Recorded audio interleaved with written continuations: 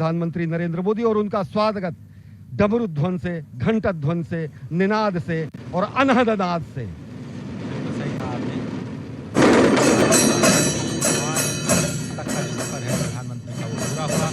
और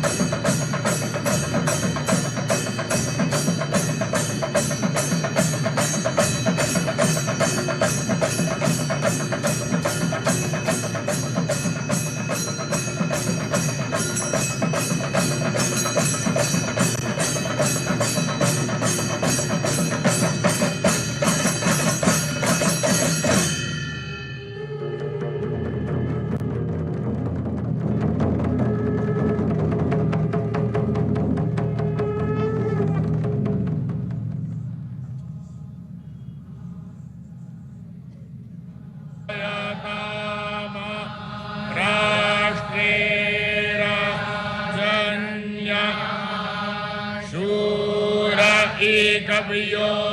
दिव्याधि महारथो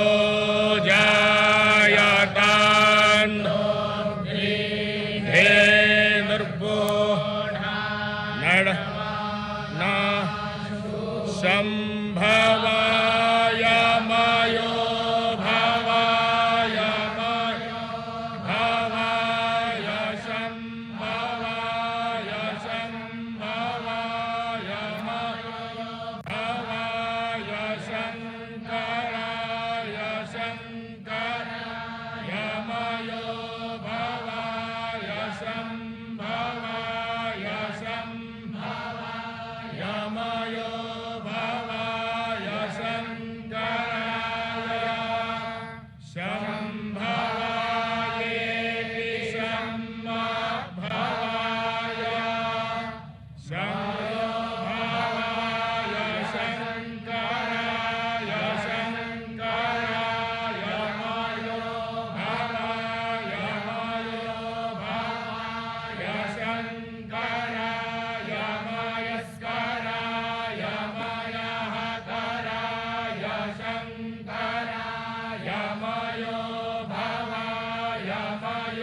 भवाय शंकराय मयस्कराय मयो भवायेति मयः भवाय शंकराय मयस्कराय मयहतराय शंकराय शंकराय मयस्कराय शिवाय शिवाय मयहतराय शंकराय शंकराय मयस्कराय शिवाय शंकरायेति संवत्सराय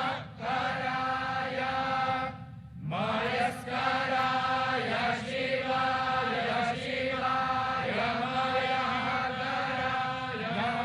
मयस्कराय शिवाय शिवतराय शिवतराय शिवाय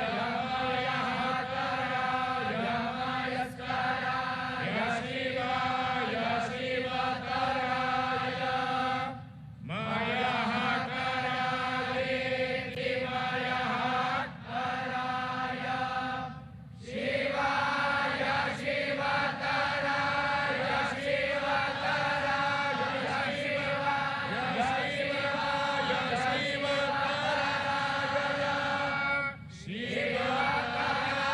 शिवतरायेति शिवतराय।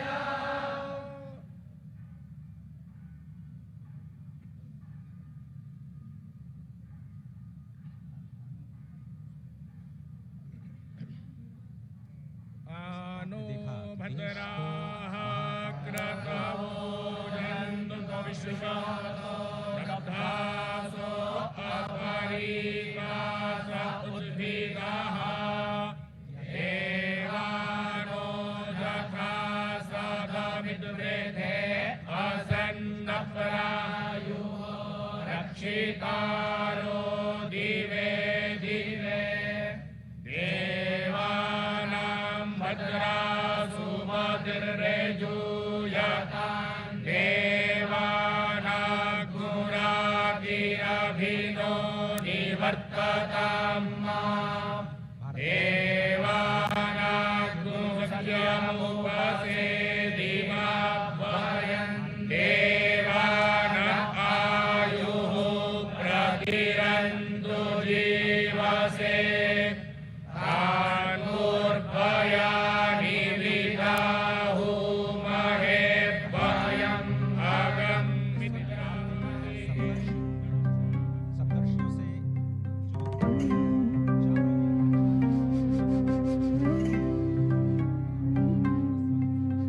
अवन्तिकायां निहितावतारं मुक्तिप्रदानाय च सज्जनानाम् अकालमृत्योः परिरक्षणार्थं वन्दे महाकालमहासुरेशम्।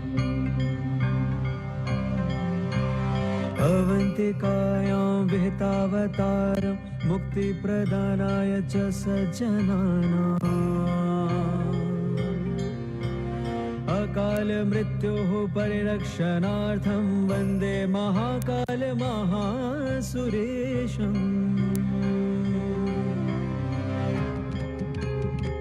भोले भोले भोले।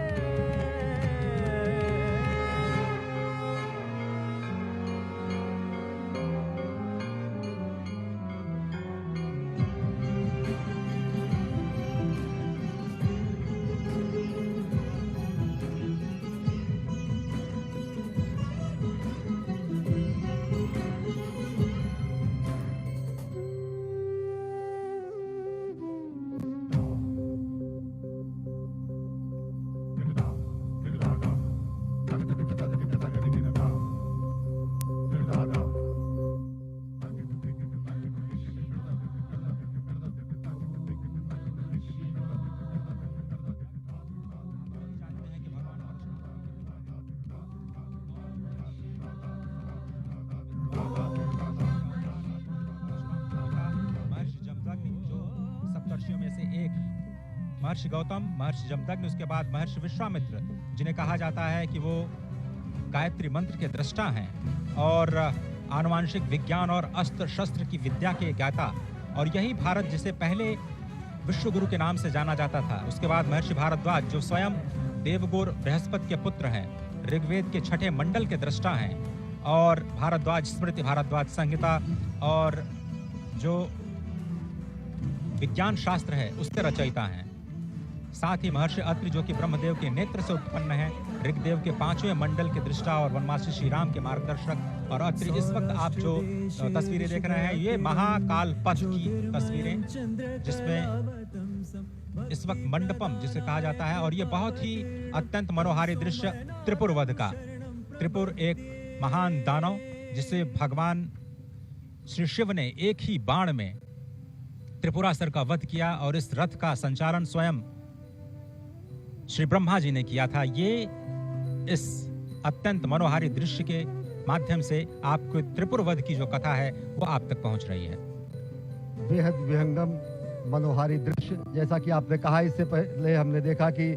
सप्तऋषियों के दर्शन किए, त्रिपुरासुर संहार का जो संकल्प भगवान शिव ने लिया था उसके उन्होंने दर्शन किए, और इस समय प्रधानमंत्री नरेंद्र मोदी सप्तर्षि मंडल में ही हैं, जहां पर, और साथ ही साथ इस पूरे अगर देखें महालोक को, तो अलग अलग क्षेत्रों में 900 मीटर से ज़्यादा ये लंबा विस्तीर्ण क्षेत्र है, जहां पर अलग अलग शिवपुराण से संबंधित जो कथाएं हैं उनका लोकार्पण किया गया है। त्रिपुर सुर संहार की अगर कथा की बात करें तो ब्रह्मा ने जब ताड़कासुर के तीनों पुत्रों को 3 पुर दे दिए और त्रिपुर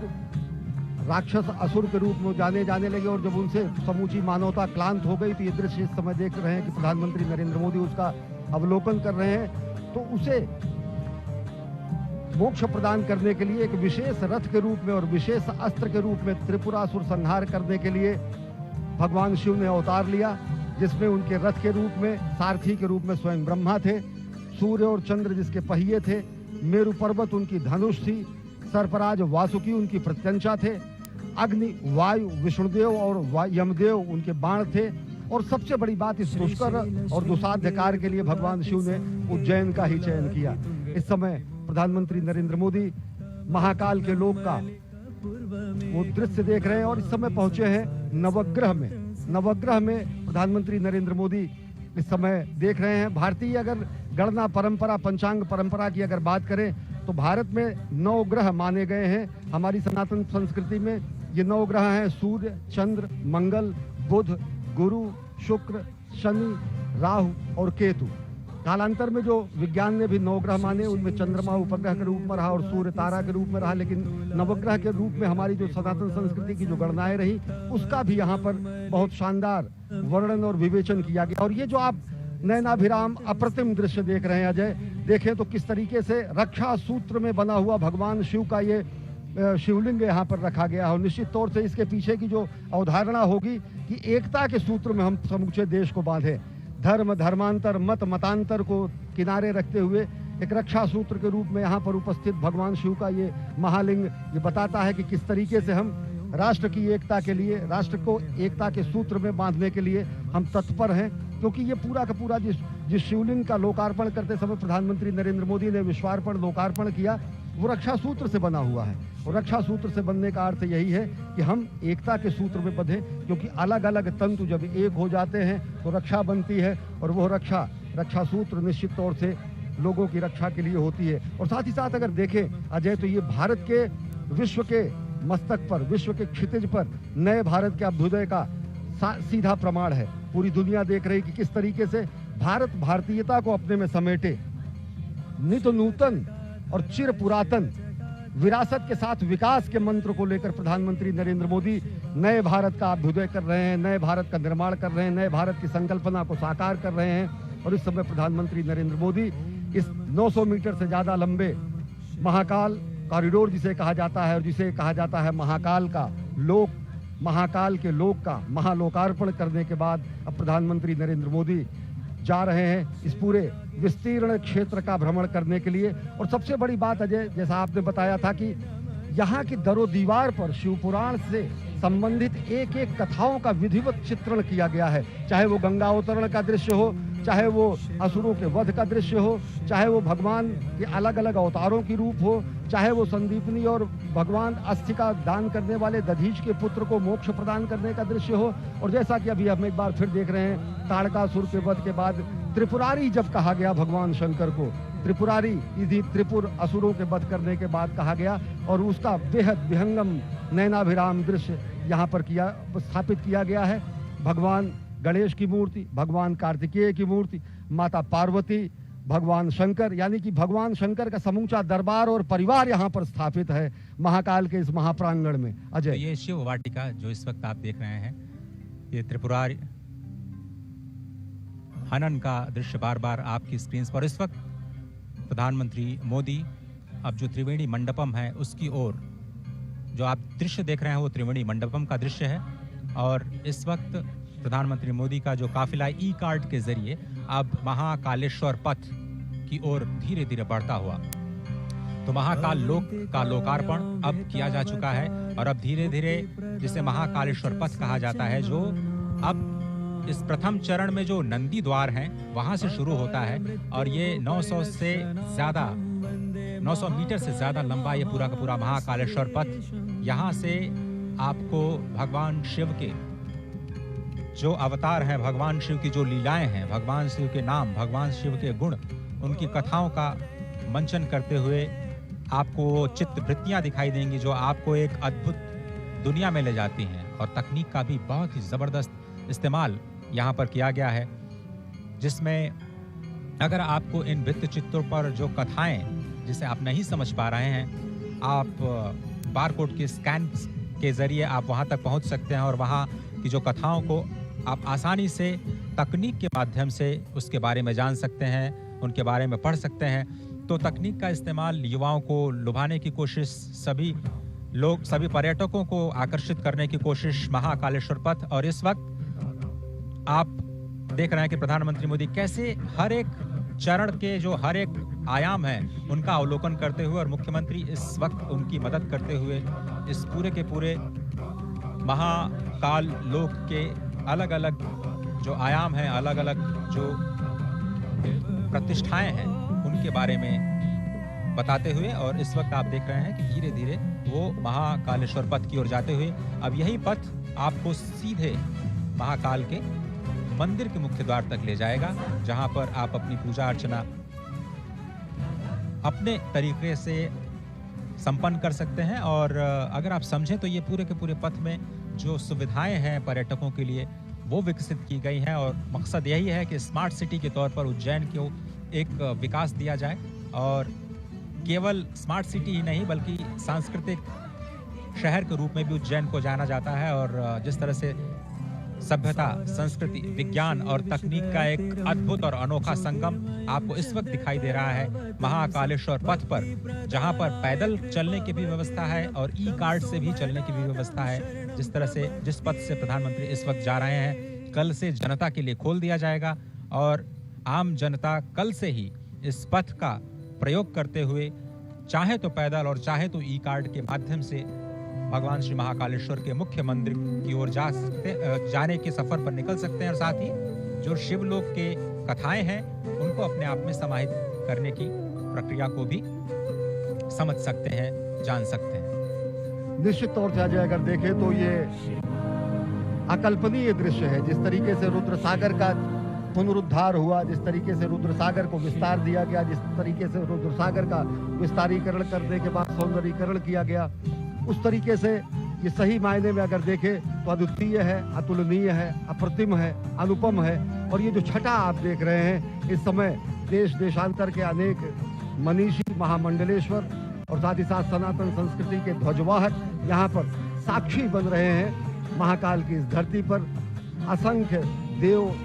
और साथ ही साथ अन्य लोगों के साथ जो चराचर में व्याप्त है। निश्चित तौर से अगर देखें तो ये सनातन संस्कृति की धर्म ध्वजा का विश्व के पटल पर लहराने जैसा है। और साथ ही साथ अगर देखें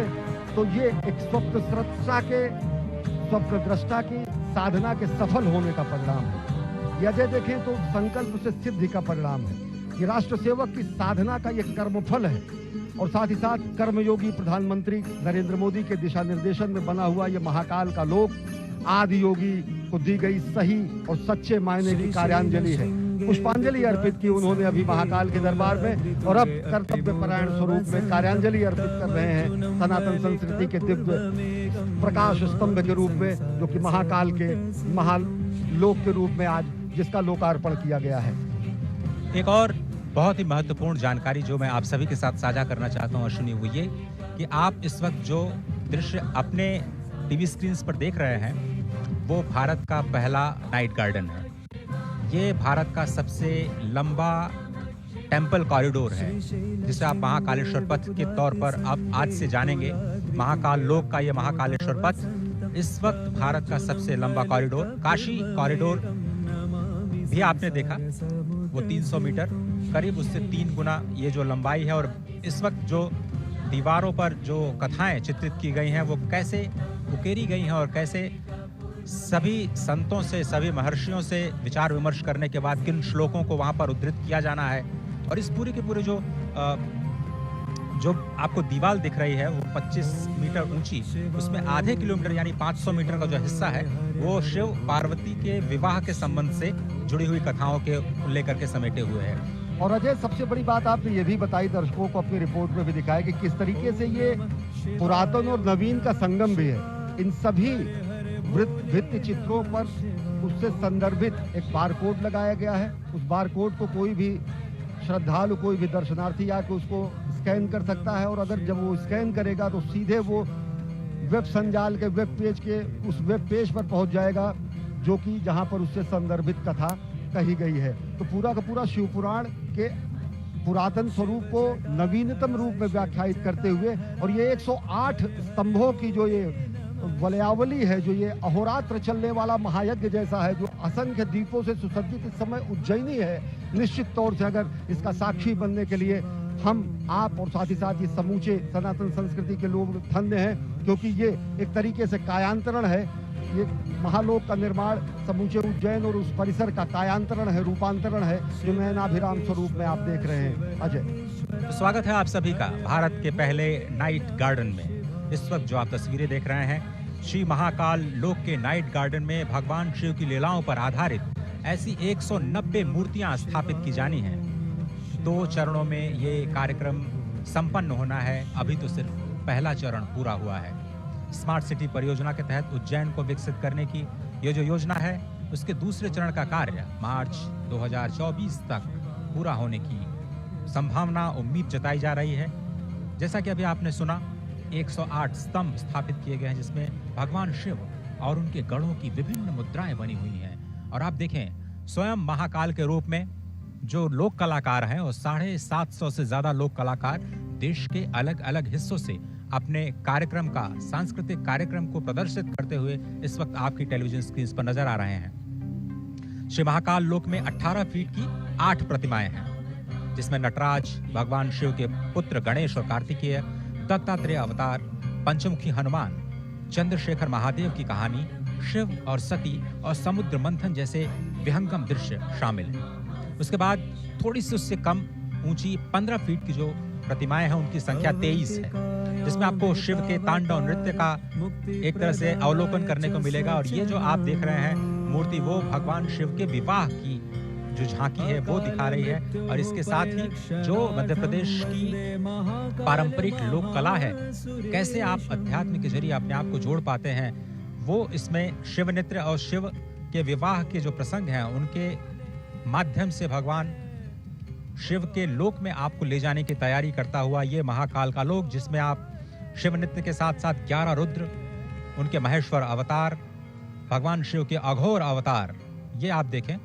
विषपान, अमृत मंथन के बाद जो विषपान के दृश्य हैं वो आपको दिखाई दे रहे हैं। साथ ही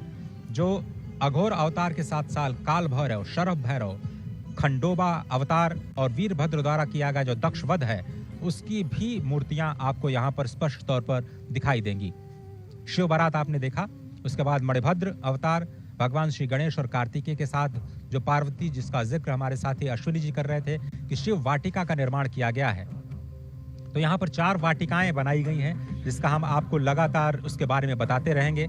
और इस महाकाल लोक में 11 फीट की 17 प्रतिमाएं स्थापित की गई हैं, जिसमें प्रवेश द्वार पर आपने देखा भगवान श्री गणेश, उसके बाद अर्धनारीश्वर, अष्ट भैरव, ऋषि भारद्वाज, वशिष्ठ, विश्वामित्र, गौतम, कश्यप, जमदग्नि, जो आपने सप्तर्षि के जो मूर्तियां देखी वो शामिल हैं। बहुत ही अद्भुत जो प्रतिमाओं का दर्शन, और उसके साथ साथ जो भगवान शिव की जो शिवत्व का दर्शन है, वो आप कैसे दृश्यों के माध्यम से अपने आप में समाहित करते हुए भगवान श्री महाकालेश्वर मंदिर की अपनी यात्रा को धीरे धीरे आगे बढ़ाते हुए और अत्याधुनिक सुविधाओं का आनंद लेते हुए कैसे आप अध्यात्म के सफर पर चल सकते हैं और कल ही से इस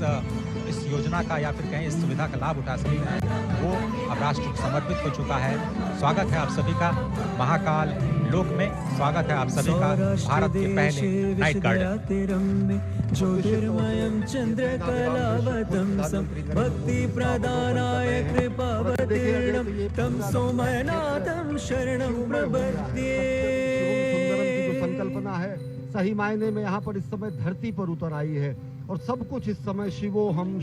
के स्वरूप में हो चुका है। न मे द्वेष रागो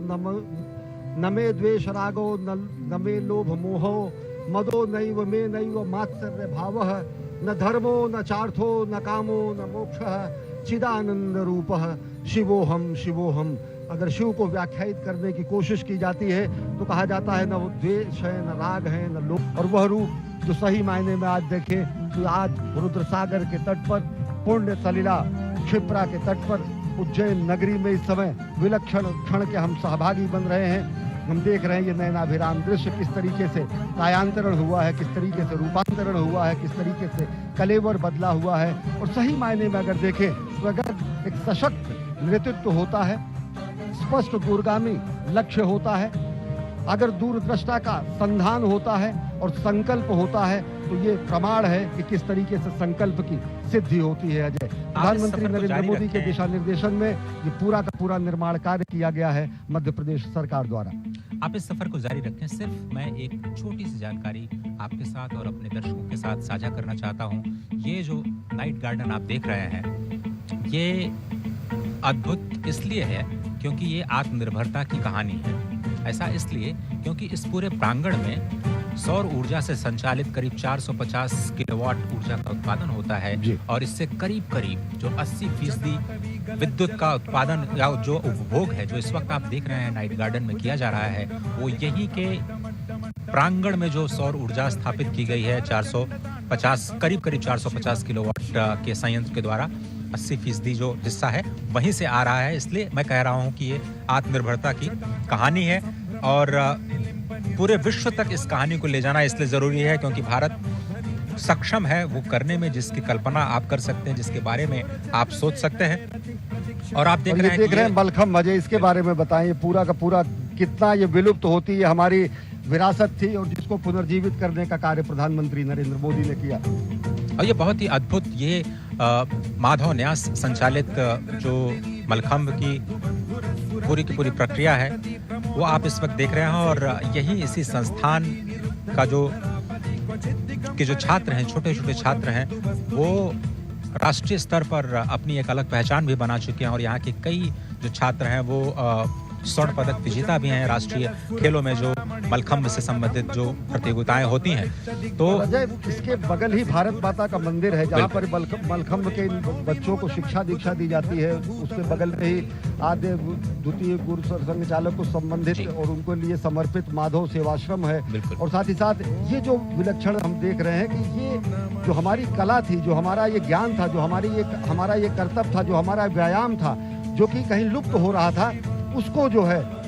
पुष्पित पल्लवित संवर्धित और स्थापित करने का प्रयास प्रधानमंत्री नरेंद्र मोदी ने किया। और देख रहे हैं आप भारत माता का मंदिर, जो कि महाकालेश्वर भक्त निवास भी यहाँ पर है और महाकाल के प्रांगण से ही सटा हुआ ये भारत माता का मंदिर है। निश्चित तौर से अगर देखें तो 2 ही मंदिर हैं, या तो हरिद्वार में भारत माता का मंदिर है या फिर उज्जैन में भारत माता का मंदिर है। हम उस संस्कृति के हैं अजय, जो हम कहते हैं कि माता पृथ्वी पुत्रो अहम, माता पृथ्वी है और हम उसके पुत्र हैं। हम ऐसे उस सनातन संस्कृति के हैं जो हम कहते हैं कि हम अपनी जन्मभूमि को माँ के सदृश मानते हैं। हम उस संस्कृति के हैं जो ये कहते हैं कि जननी जन्मभूमिश्च स्वर्गादपि गरीयसी। हम उस सनातन संस्कृति और भारत भूमि की पूर्ण भूमि के हैं जो कि ये बताते हैं कि जीवन का क्षण और शरीर का कण राष्ट्र के लिए समर्पित होना चाहिए। और इन्हीं ध्येय वाक्यों को आगे लेते हुए और राष्ट्र निर्माण के प्राण प्रण से जुटे हुए इस राष्ट्र साधक के संकल्पना के साकार होने का आज दिन है, स्वप्न दृष्टा के स्वप्न के साकार होने का दिन है। ये विहंगम दृश्य खुद बताता है कि किस तरीके से पूरा का पूरा इस परिसर का कायांतरण हुआ है, रूपांतरण हुआ है, दिव्य अलौकिक छटा मिली है। अजय, कुमुद सरोवर का दृश्य आप देख रहे हैं और जिस तरह से हमने पहले कहा कि यहाँ पर जितने भी विद्युत का उत्पादन किया जाता है वो पूरे के पूरे इसी प्रांगण में प्रयोग किया जाता है। ऊर्जा के उत्पादन के लिहाज से 80% आत्मनिर्भरता प्राप्त की जा चुकी है और बहुत ही समझना इसलिए भी आवश्यक है एक और बात कि सुरक्षा की दृष्टि से भी जो तकनीक का इस्तेमाल इस पूरे प्रांगण में किया गया है वो अभूतपूर्व है। 24 घंटे यहाँ पर विशेष सर्वेलांस कैमरों के जरिए निगरानी की जा रही है क्योंकि इसमें बहुत बड़ी संख्या में लोग आने वाले हैं। अगर आप देखें जो नंदी द्वार है वहाँ से करीब 20,000 लोग एक साथ प्रवेश कर सकते हैं। महाकाल के परिसर में अगर हम समझें तो हर घंटे 1 लाख से ज्यादा लोग महाकालेश्वर के दर्शन कर सकते हैं। इतने लोगों पर निगरानी रख पाना बहुत ही मुश्किल कार्य होता है और इसीलिए हम कह रहे हैं बार बार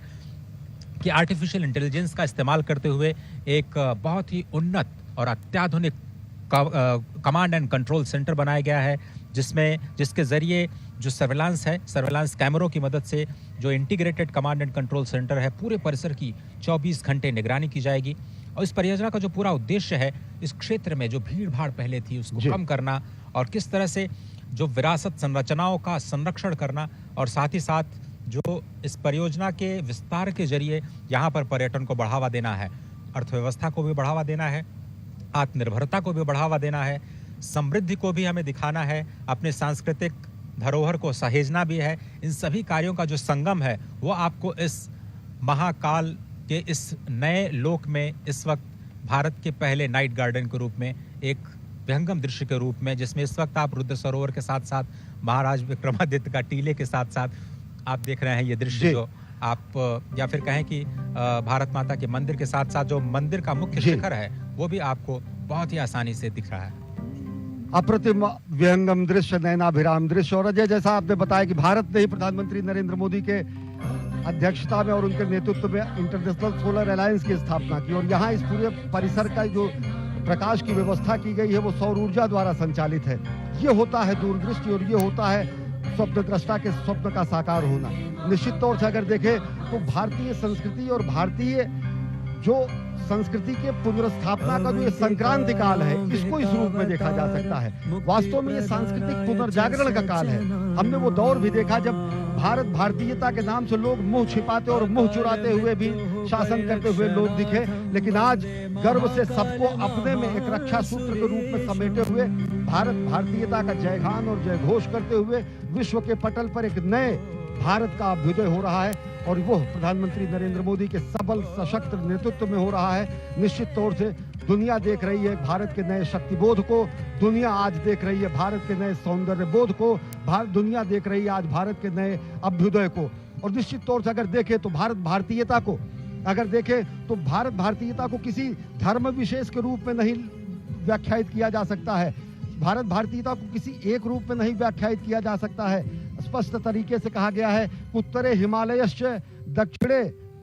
जो उत्तर में हिमालय है और साथ ही साथ दक्षिण में जो हमारी स्थिति है महासागर के दक्षिण में और हिमालय के उत्तर में जो समूची धरा है वो धरा भारत और भारतीयों की धरा है। ये महाघोष हमने ईसा पूर्व शताब्दियों पहले अपने पुराणों और वेदों में इसका उद्घोष किया। निश्चित तौर से अगर देखें तो आज नयनाभिराम छटा देखकर विश्व गदगद होगा। सनातन संस्कृति भारत भारतीयता आज आह्लादित होगी और निश्चित तौर से भारत के नए अभ्युदय का दिन है। और अगर उनको चंद शब्दों में समेटे श्रद्धेय अटल जी के शब्दों में अजय, तो उन्होंने कहा कि मैं एक बिंदु परिपूर्ण सिंधु, ये रुद्र सागर के एक एक बिंदु में भी ये व्याख्या समझी जा सकती है कि किस तरीके से हमारा समाज है। हम तो एक बिंदु परिपूर्ण सिंधु, यह है मेरा हिंदू समाज, मेरा इसका संबंध अमर, मैं व्यक्ति और यह है समाज, इससे मैंने पाया तनमन, इससे मैंने पाया जीवन, मेरा तो बस कर्तव्य यही सब कुछ कर दूं इसको अर्पण, मैं तो समाज की थाती हूँ, मैं तो समाज का हूँ सेवक, मैं तो समष्टि के लिए व्यष्टि का कर सकता बलिदान अभय, तन मन हिंदू जीवन हिंदू रग रग हिंदू मेरा परिचय। मानवता के कल्याण के लिए हमने अस्थि का दान किया है। समष्टि के कल्याण के लिए व्यष्टि का बलिदान करना हमारी परंपरा रही है। समष्टि के कल्याण की प्रार्थना और अभ्यर्थना करनी हमारी सनातन संस्कृति का मूल बिंदु रहा है। और आज महाकाल के इस दरबार से, महाकाल के इस महालोक के लोकार्पण और विश्वार्पण के बाद दुनिया देख रही है कि किस तरीके से भारत और भारतीयता विश्व पटल पर नए स्वरूप में अभ्युदय हो रहा है। उसका नए नेतृत्व, सबल सशक्त नेतृत्व में भारत और भारतीयता जगत गुरु बनने की तरफ अग्रसर है। अजय, सीधा प्रसारण आप उज्जैन से देख रहे थे। इस दृश्य को क्या कहा जाए, नयनाभिराम